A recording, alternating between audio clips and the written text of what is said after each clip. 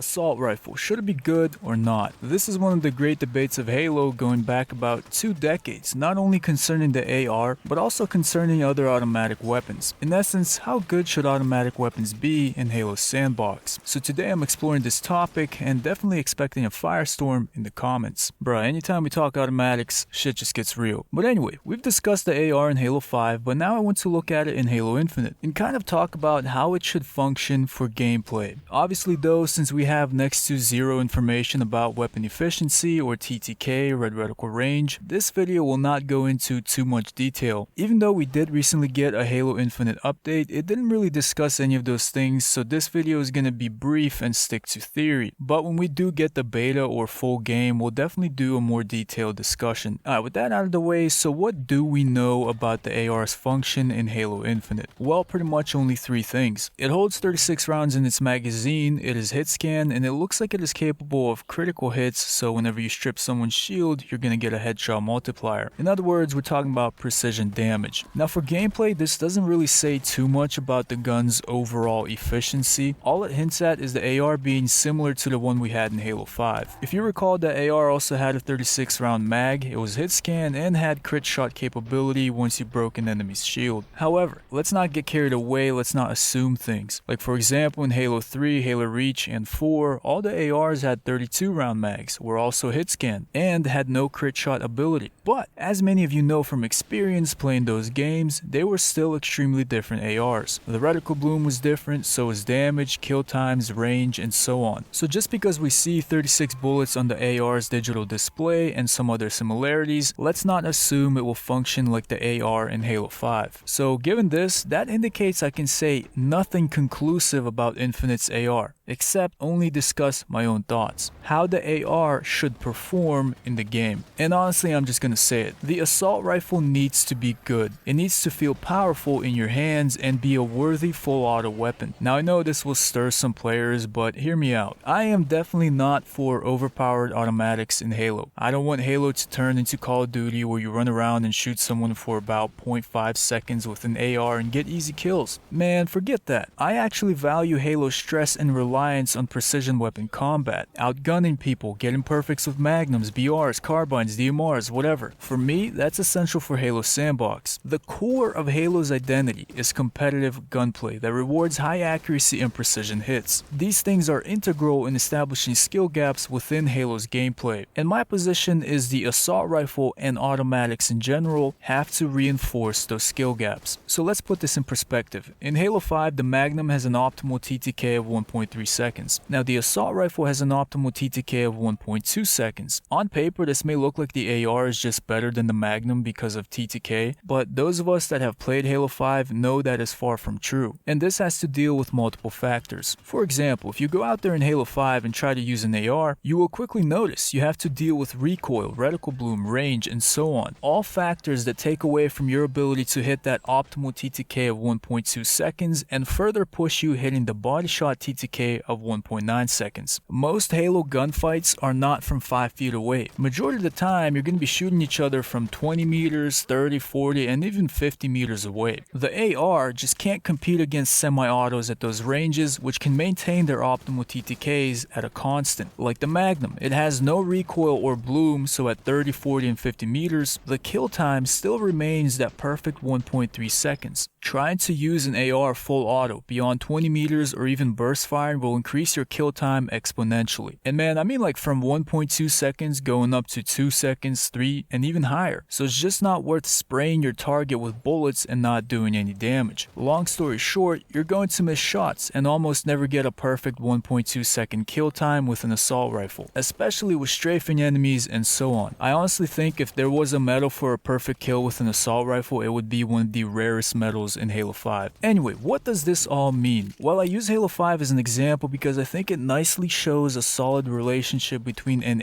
AR and the Magnum, one that is reflective of Halo's automatics and precision weapons. At the closer ranges, so within about 20 meters, the assault rifle has the advantage of outcompeting the Magnum and the other precision weapons. That 1.2 second TTK is an advantage cushion that makes it a dominant force in CQC gunfights. However, as you get in those medium to long ranges, now I'm talking beyond 20 meters, the 30s, 40s, and so on, that becomes becomes precision weapon territory and the AR is just not efficient. So as a result, we have this weapon sandbox where the AR excels at certain closer ranges, but it gets outclassed the more and more gunfight distance increases. Now obviously that's not to say you still can't use an AR at 40 meters. I myself, I do it all the time to troll people in Warzone, and I still think the weapon should be decent at those medium ranges. But the point is, this automatic weapon, the AR, despite having the ability to hit someone at medium and long ranges, it does not mean the weapon is effective there. I'm sure all of you know using an AR against a player with a Magnum or a BR at 30 or 40 meters is just really dumb. Like honestly, who even does that?